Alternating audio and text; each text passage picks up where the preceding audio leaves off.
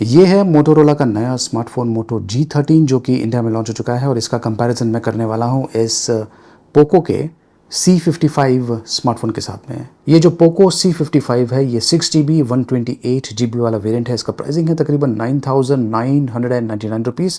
और ये जो मोटो G13 है ये 4GB 128GB वाला वेरिएंट है और इसका प्राइसिंग है 9,999 रुपीज़। रैम में थोड़ा सा डिफरेंस है लेकिन जो अन्य स्पेसिफिकेशंस है वो चेक करते हैं। सबसे पहले तो जो कॉमन फीचर्स हैं उसके बारे में मैं आपको पहले बता देता हूँ। दोनों ही स्मार्टफोन्स में MediaTek Helio G85 octa core processor use किया गया है। और अगर आप Antutu बेंचमार्क देखें, मोटो G13 जो है इसे बढ़िया तरीके से ऑप्टिमाइज़ किया हुआ है। वैसे ये मीडियाटेक हीलियो G85 प्रोसेसर जो है ये पावरफुल भी है और काफ़ी एफिशिएंट भी है। दोनों ही स्मार्टफोन्स पर आपको काफ़ी बढ़िया एक्सपीरियंस मिलने वाला है और ये जो स्मार्टफोन्स है आप गेमिंग यूज़ के लिए भी इसे यूज़ कर पाएंगे। ऑफ कोर्स जो गेम्स है वो लो ग्राफिक्स क्वालिटी पर चलने वाला है। अब दोनों ही स्मार्टफोन्स IPS LCD डिस्प्ले के साथ में आते हैं और दोनों ही स्मार्टफोन्स पर HD+ रेजोल्यूशन दिया हुआ है। जो नॉच है ये अलग है दोनों स्मार्टफोन्स पर। ये दोनों स्मार्टफोन्स 5000 mAh की बैटरी के साथ में आते हैं और 10 वॉट का चार्जिंग सपोर्ट दिया हुआ है।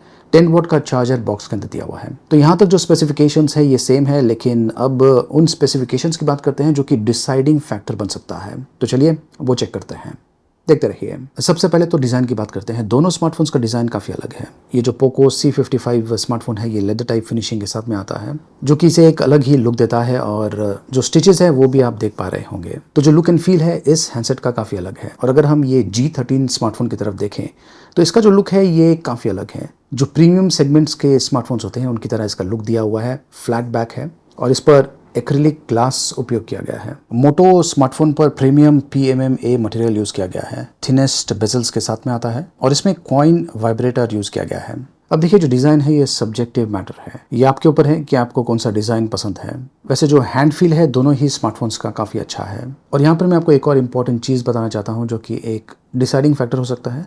इस हैंडसेट पर पीछे की तरफ फिंगरप्रिंट सेंसर दिया हुआ है पोको C55 पर, और ये जो मोटो G13 स्मार्टफोन है इस पर साइड फिंगरप्रिंट सेंसर दिया हुआ है। तो कुछ लोगों के लिए शायद ये जो साइड फिंगरप्रिंट सेंसर है इंपॉर्टेंट होगा, तो अकॉर्डिंगली आप डिसाइड कर सकते हैं। वेट एंड थिकनेस की अगर बात करें तो यहाँ पर भी जो मोटो का स्मार्टफोन है ये लाइट वेट है और स्लिम भी है। पोको C55 का वजन है 192 ग्राम्स, 8.80 mm इसका थिकनेस है। और ये जो मोटो G13 स्मार्टफोन है इसका वेट है 181 ग्राम्स और इसका थिकनेस है 8.29 mm। तो यहाँ पर डेफिनेटली मोटो का जो स्मार्टफोन है ये स्लिम और लाइट वेट है। प्लस अगर आप यहाँ पे देखें तो इतना हाइट में भी डिफरेंस है, मतलब कि मोटो का जो फ़ोन है ये छोटा भी है। अब काफ़ी लोगों को छोटे फ़ोन्स पसंद आते हैं, तो अगेन ये भी एक डिसाइडिंग फैक्टर हो सकता है। अब बात करते हैं डिस्प्ले की। डिस्प्ले की क्वालिटी दोनों ही स्मार्टफोन्स की काफ़ी बढ़िया है। डिस्प्ले का जो साइज़ है इसमें थोड़ा सा डिफरेंस है।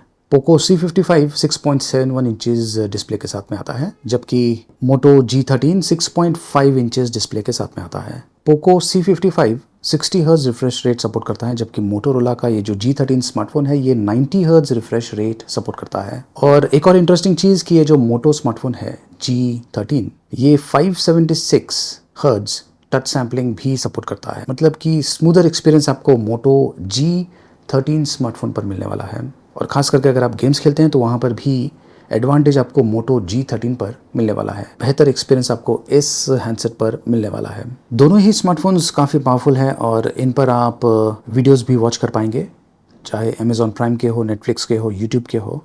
लेकिन अगेन यहाँ पर जो विजुअल एक्सपीरियंस है वैसे तो दोनों ही स्मार्टफोन्स पर आपको सेम मिलने वाला है, लेकिन जो साउंड एक्सपीरियंस है वो आपको मोटो G13 पर बेहतर मिलने वाला है, इसलिए क्योंकि ये स्टीरियो स्पीकर्स के साथ में आता है और ये सिंगल स्पीकर के साथ में आता है। तो नेचुरली अगर आप वीडियोस वॉच कर रहे हैं और स्पीकर यूज़ कर रहे हैं तो यहाँ पर मोटो G13 पर आपको बेहतर एक्सपीरियंस मिलने वाला है। ये दोनों स्मार्टफोन्स अपने अपने UI रन कर रहे हैं। वैसे आपको स्टॉक एंड्रॉयड एक्सपीरियंस इस मोटो G13 स्मार्टफोन पर मिलने वाला है। और मोटो के जो स्मार्टफोन्स होते हैं ये बहुत सारे जेस्चर्स के साथ में आते हैं, जैसे कि इस प्रकार से आप ये जो लाइट है इसे ऑन कर सकते हैं और इसे ऑफ कर सकते हैं।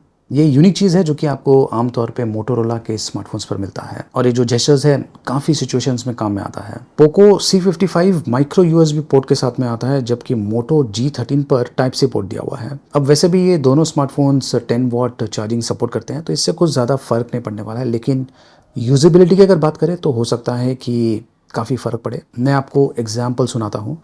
मैं हाल ही में दिल्ली गया था और इस ट्रैवल के दौरान मैं तकरीबन 5 फ़ोन लेके गया था, नए फ़ोन्स जो कि हाल ही में लॉन्च होने वाले हैं। मैंने सोचा था कि उन फ़ोन से मैं बहुत सारे शॉट्स शूट करूँगा नए लोकेशन पर, कुछ अलग होगा। तो ये जो 2 फ़ोन्स हैं ये भी मैं लेके गया था। तो फाइनल डे मैंने कुछ लोकेशंस डिसाइड किया था, वहाँ पर मुझे जाना था।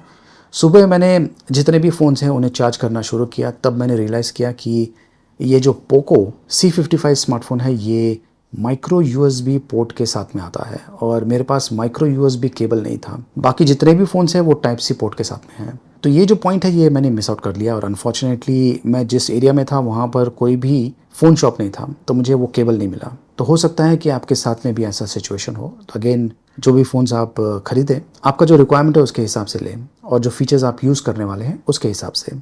ये दोनों ही 4G स्मार्टफोन्स हैं। अब कुछ ऐसे फीचर्स जो कि आपको सिर्फ मोटो के स्मार्टफोन्स पर मिलता है, ये IP52 सर्टिफिकेशन के साथ में आता है, स्प्लैश रेजिस्टेंट है। ये एंड्रॉयड 13 रन कर रहा है, जबकि ये पोको C55 ये रन कर रहा है एंड्रॉयड 12। मोटो स्मार्टफोन को एंड्रॉयड 14 अपडेट मिलने वाला है, प्लस 3 इयर्स का सिक्योरिटी अपडेट्स मिलता रहेगा। तो फ्यूचर अपडेट्स आपको मोटो का स्मार्टफोन पर मिलने वाला है। अगर आप लॉन्ग टर्म यूज़ के लिए स्मार्टफोन खरीदना चाहते हैं, ये एक बेहतर ऑप्शन है। मोटोरोला के जो स्मार्टफोन्स है ये ज़्यादा सिक्योर भी है, क्योंकि ये ThinkShield for mobile business grade security system के साथ में आते हैं। अब तक मैंने आपको जितना भी स्पेसिफिकेशन दिखाया, इसके बेसिस पर आप डिसाइड कर सकते हैं कि आपको पोको के लिए जाना है या फिर मोटो के लिए जाना है।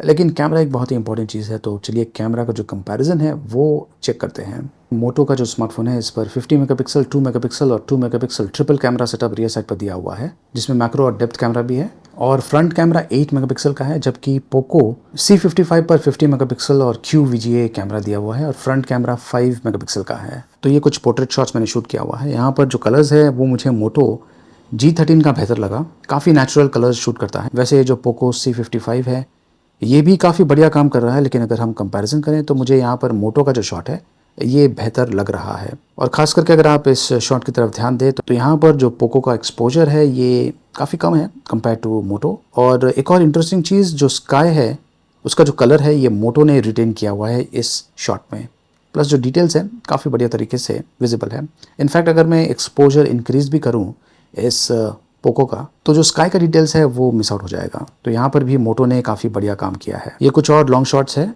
देख सकते हैं कि एक्सपोजर और कलर्स में थोड़ा सा डिफरेंस आपको देखने को मिलता है। ये है लॉन्ग शॉट जो कि मैंने इस पोको C55 के साथ में शूट किया हुआ है। अब यहाँ पर मैं आपको एक और चीज़ बताना चाहता हूँ कि ये जो कैमरे का इंटरफेस है ये मुझे मोटो का काफ़ी बढ़िया लगा, प्लस जब आप फोटो मोड में होते हैं तो वहाँ पर आपको फ़िल्टर्स के ऑप्शंस मिलते हैं। पोको का जो स्मार्टफोन है इसमें आपको फ़िल्टर के ऑप्शंस नहीं दिया हुआ है।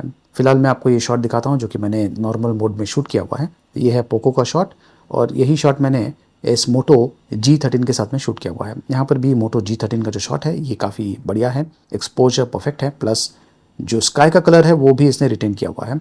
और मोटो का जो स्मार्टफोन है इसमें जो फिल्टर ऑप्शंस अवेलेबल है, अगर मैं वो यूज़ करता हूँ तो ये देखिए लुक एंड फील काफ़ी हद तक चेंज करता है। कुछ शॉट्स एकदम अमेजिंग लग रहे हैं।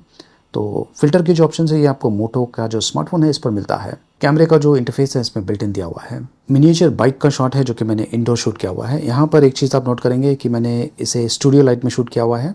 जो कलर्स है और जो वॉल का कलर है ये मोटो ने परफेक्टली कैप्चर किया हुआ है। पोको C55 ने जो कलर है इसे थोड़ा सा चेंज कर दिया है, क्लियरली विजिबल है। और इसी लाइटिंग कंडीशन में अगर मैं मेरा सेल्फी शॉट शूट करूं, देख सकते हैं कि जो पोको है इसने कलर को चेंज किया है, लेकिन मोटो ने काफ़ी बढ़िया तरीके से स्किन टोन्स प्लस जो बैकग्राउंड है वॉल का कलर उसे भी रिटेन किया हुआ है। तो एज इज़ शॉट मुझे मिला है मोटो के स्मार्टफोन पर। नाइट शॉट्स दोनों का ही ठीक ठाक है। और ये देखिए ये है वीडियो जो कि मैंने इन दोनों स्मार्टफोन्स के साथ में शूट किया हुआ है। ऑफ कोर्स वीडियोस में आपको स्टेबिलिटी का ऑप्शन नहीं मिलने वाला है, इस प्राइस में नहीं मिलने वाला है, लेकिन दोनों ही स्मार्टफोन से आप 1080p वीडियोस शूट कर पाएंगे। तो यहाँ पर भी जो कैमरा परफॉर्मेंस है ये मुझे मोटो का बेहतर लगा। तो अगर आप स्पेसिफिकेशंस को साइड बाय साइड कंपैरिजन करें तो डेफिनेटली मोटो G13 जो है ये लीड करता है।